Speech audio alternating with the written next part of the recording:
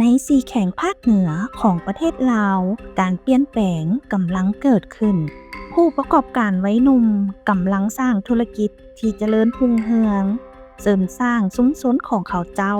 ให้เข้มแข็งและสร้างอนาคตที่ยืนยงให้เขาเจ้านี่แม่นอักกี้กิจกรรมส่งเสริมวัยหนุ่มเขตชนบทให้กลายเป็นผู้ประกอบการในธุรกิจกสิกรรมและเข้าถึงเวียกเหตุงานทำอยู่แข่งหลวงพระบางอักกี้ได้ฝึกอบรมด้านการค้าขายออนไลน์และทักษะด้านธุรกิจช่วยให้ผู้ประกอบการเข้าถึงตลาดที่กว้างขวางขึ้นการได้เข้าร่วมกิจกรรมนี้น้องได้เรียนรู้แม่นการเลี้ยงเป็ดและวางแผนธุรกิจแล้วก็การให้อาหารสัตว์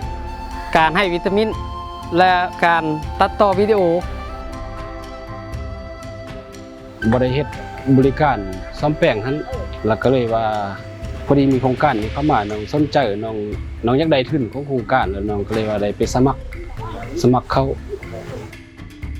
คิดว่าทำอิฐเนาะก็มันความมักแล้วก็ความตั้งใจเฮาเนาะลงมือเฮ็ดแล้วก็เชื่อใจเกี่ยวกับมันหั่นเฮา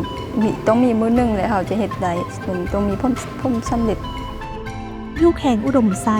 ผู้ประกอบการได้เรียนรู้การผสมผสานความรู้แบบดั้งเดิมกับการปฏิบัติธุรกิจสมัยใหม่ความฝันที่อยากเฮ็ดเนาะอยากวางธุรกิจเพื่อให้อนาคตหรือว่าสืบต่อของลูกหลานเนาะปัจจุบันเฮามี4ชนิดเนาะปลาแล้วก็ปลาในปลาอินเดียปลากินยาเนาะแต่ว่าเดี๋ยวนี้อยากนำปลาดุกแล้วก็ปลานิ่นเข้ามาอีกเนาะเพราะว่าลูกค้านี่ถามหาปลาดุกปลานิ่นมันเนาะเพื่อจะให้ชีวิตทิพย์ดีขึ้นก็ค้าขายปลาลูกปลาให้หลายๆเก่าๆส่วนปีนี้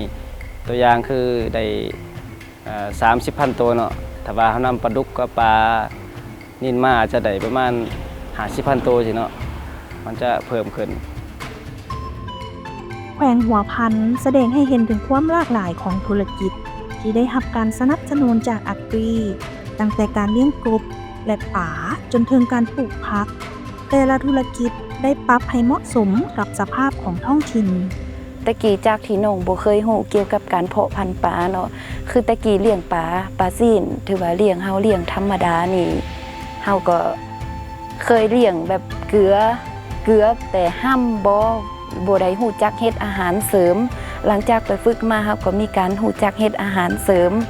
สวยคือมันนั่นเจริญเติบโตขึ้นเนาะเลยเฮ็ดให้เนื้อปลานี่แซ่บและอีกอันนึงก็เพาะพันธุ์ปลาเพราะว่าบ่เคยหูมาก่อนเลยแล้วหลังจากได้ฝึกมาแล้วแม่นได้หูเฮ็ดหลังจากที่ไรเข้าร่วมโครงการแล้วน้องได้เรียนรู้หลายๆอย่างบ่ว่าจะเป็นวิธีการยกน้ำเนาะแล้วก็การกระตุ้นเม็ดฟันแล้วก็เฮ็ดแบบว่าวิธีตัดแต่งกิ่งก้านให้มันงามให้มันเป็นมากหลายตัดแต่งกิ่งก้านแล้วก็วิธีเสื้อฝุ่น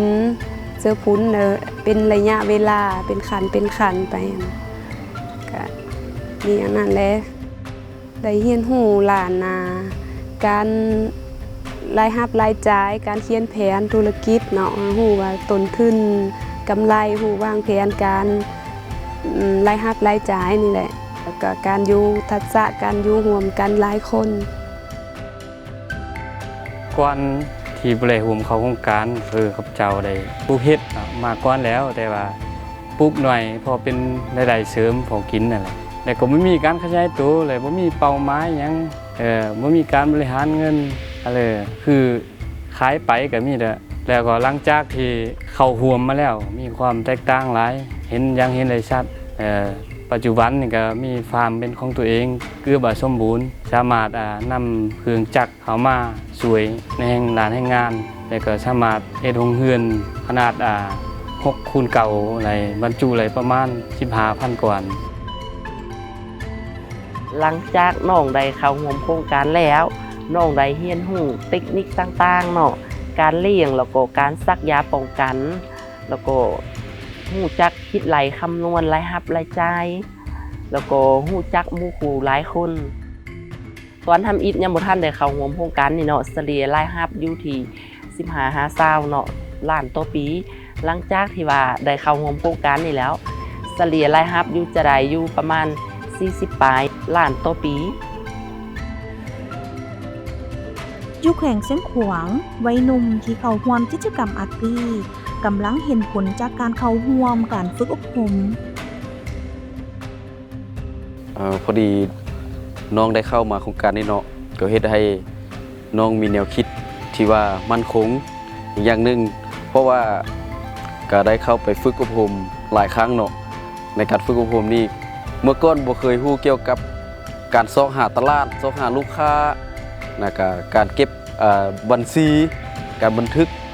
จดจ่ายทุกสิ่งทุกอย่างก่อนที่เราจะเริ่มธุรกิจนะพอได้เข้าไปฝึกกับโครงการนี้ถือว่าฮู้ขึ้นหลายเติบอันนี้นะโดยเฉพาะแม่นรายรับรายจ่าย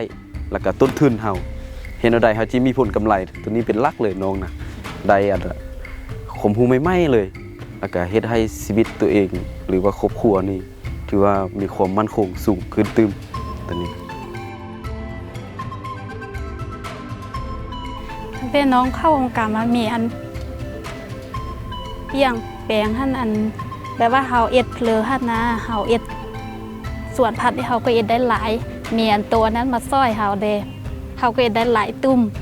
หลังเฮาบ่ให้อันไปเข้าโครงการเฮาก็เอ็ดได้น้อยนึงพอได้กินบ่ได้ขายแต่ว่าอันหลังเฮาไปอันเข้าโครงการมาแล้วมีอันนั้นมาซ้อยหั่นเฮาเก็บได้หลายแล้วก็ขายก็ได้เงินเข้ามาช่วยครอบครัวเฮา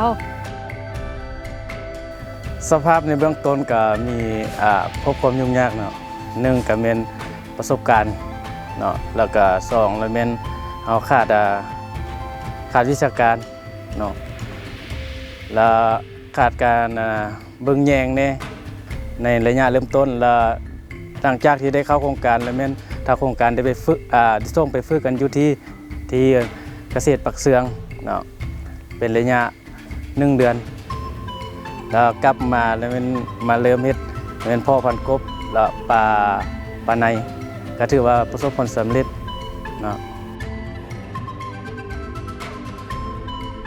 จากแขวงหลวงพระบางไปหาแขวงอุดมไซจากแขวงหัวพันไปหาแขวงเส้นขวางกิจกรรมอักที่กำลังสร้างเครือข่ายของผู้ประกอบการเขตชนบทที่กำลังเปลี่ยนแปลงชุมชนของเขาเจ้า